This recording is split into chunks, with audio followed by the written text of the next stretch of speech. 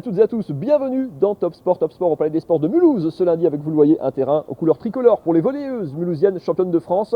Mais c'est pas terminé pour les Alsaciennes qui rêvent d'une Coupe de France aussi. Le Final Four, ce sera ce week-end, ici même au Palais des Sports, et tout un club rêve d'un doublé historique. On en parlera et on reviendra sur ce titre avec deux des joueuses mulhousiennes, Christina Bauer et Léa Solner, les mulhousiennes historiques de l'équipe. Avant ça, petit flashback sur l'actualité sportive de ce week-end avec un derby complètement dingue en National 1 entre Kaisersberg et Mulhouse notamment, mais on commence avec du handball. Assuré du maintien, Strasbourg, en bleu, veut continuer à jouer les troubles faites. Pourquoi pas en se payant Cherbourg, candidat à la montée. Cherbourg, où l'on retrouve Frédéric Beauregard, l'ancien de la Robertso et de Célestat en D1, et où il a fallu se coltiner les 2,10 m et les 130 kg du pivot danois Christian Ørsted.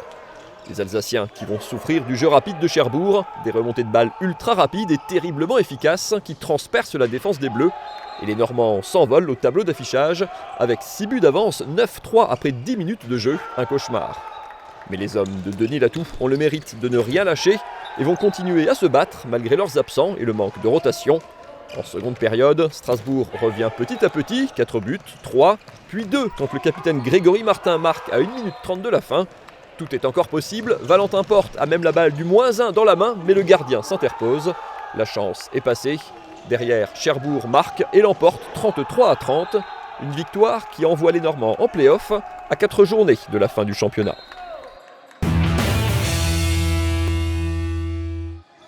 En basket, le derby entre les deux clubs alsaciens pour clôturer la saison de N1 a donné une fin de match incroyable. Kaisersberg, en blanc, a compté jusqu'à 18 points d'avance dans le troisième quart-temps, avant de voir Mulhouse grignoter progressivement son retard. Mulhouse qui passe même devant et qui peut tuer le match à 1 minute de la fin, mais le rebond est pour KB avec 4 points de retard, 80-84.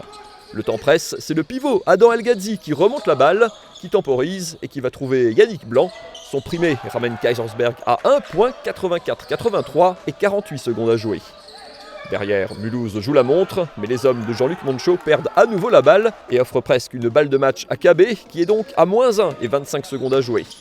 En toute fin de possession, El Ghazi encore trouve cette fois-ci Tedlis aussi, qui marque à son tour à 3 points et place KB en tête, 86-84, incroyable comeback.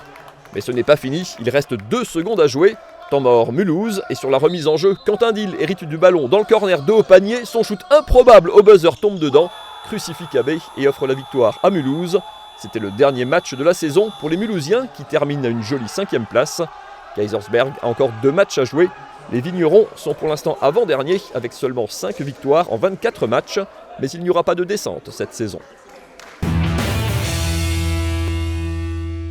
Mulhouse, où Jean-Luc Monchot deviendra directeur technique la saison prochaine, et c'est Lauriane Dolt, l'ancienne assistante de Vincent Collet, championne de France avec les espoirs de la SIG, qui prendra les manettes du club mulhousien. On s'est installé dans les gradins du Palais des Sports, on va parler volleyball avec Christina Bauer et Léa Solner. Bonjour.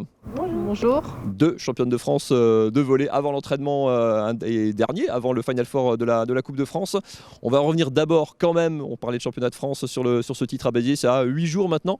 Léa, on vous avait vu ému, très ému après ce match. C'était votre 2e titre avec le club mulhousien, le seul club pro que vous ayez connu, c'est votre 7e saison sous le maillot mulhousien. 8 jours après, il y a quand même toujours de l'émotion, ça restera pour toujours un moment très particulier. Oui, c'est vrai que j'ai eu beaucoup d'émotions à la fin du match. C'était une année très compliquée avec en plus le Covid, et voilà, c'était une année intense. Et à la fin du match, je pense qu'il y a tout qui a relâché, la pression, voilà, la fatigue et surtout la joie et l'émotion de gagner avec toutes ces difficultés. Donc oui, j'ai beaucoup de larmes qui sont sorties. J'ai revu toutes les photos, toutes les interviews, toutes les vidéos, et je me vois tout le temps en train de pleurer. Mais voilà, je me suis dit, j'ai été moi, et si ça devait sortir, bah c'est sorti, et voilà. Eh ben, ça fait des belles images en tout cas. Christina, vous êtes on va dire l'autre mulhousienne véritablement de l'équipe. Vous avez un parcours un peu différent. Vous avez débuté ici, vous avez perdu plusieurs finales avec Mulhouse dans vos jeunes années entre 2007 et 2010 notamment. Vous avez bourlingué, gagné des titres en Turquie, en Italie, revenir à Mulhouse et boucler la boucle quelque part et gagner ce titre avec Mulhouse. C'est une manière de boucler un petit peu l'histoire avec ce club. Moi je dirais enfin un titre avec Mulhouse, parce que c'est vrai que j'avais joué entre 2004 et 2010 et qu'on avait perdu beaucoup de finales sur cette période-là. À l'époque c'était contre Cannes, qui était quand même une équipe qui survolait le championnat.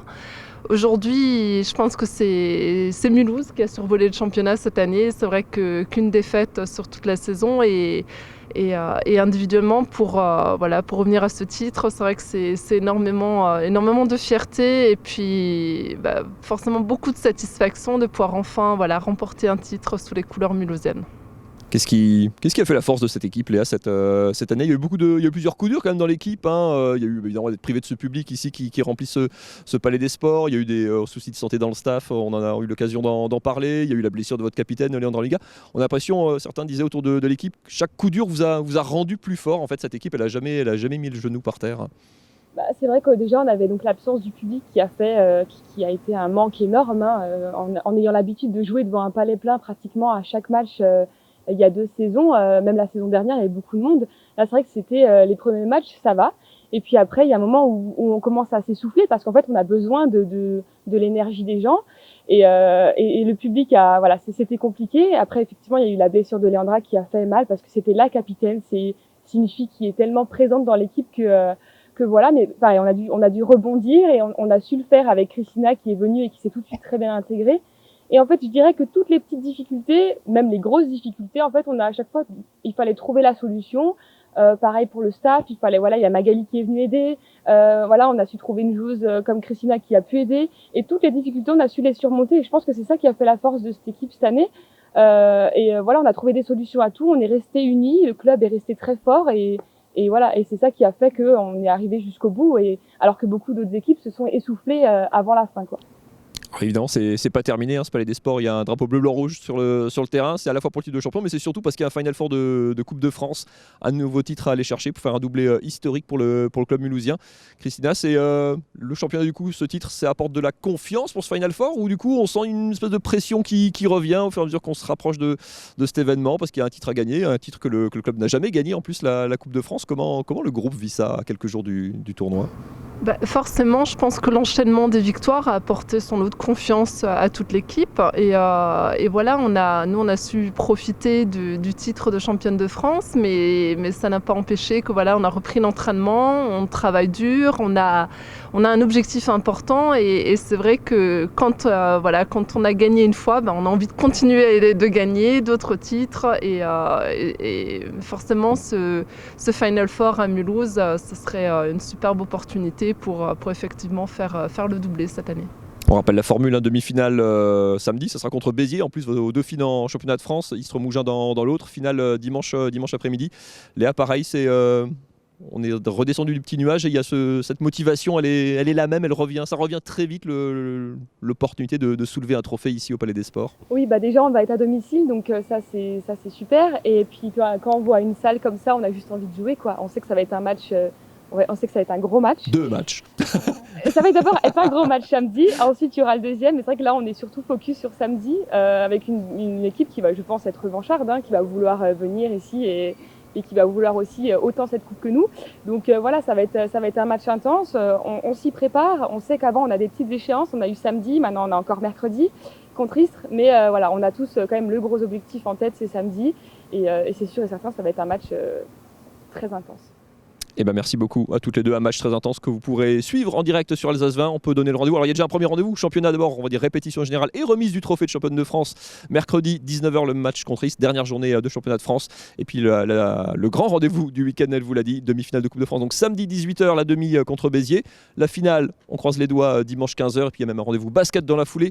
Dimanche 18h la SIG qui reçoit Roanne pour une nouvelle journée de championnat de France. Ça fait un super week-end de sport. Je ne sais pas s'il pleut ce week-end. De toute façon on n'a pas le droit de sortir. Donc vous serez devant la télé. Puis les filles elles seront à la salle. Merci beaucoup en tout cas à toutes les deux. Merci. Félicitations. Merci. Encore, excellente soirée à toutes et à tous.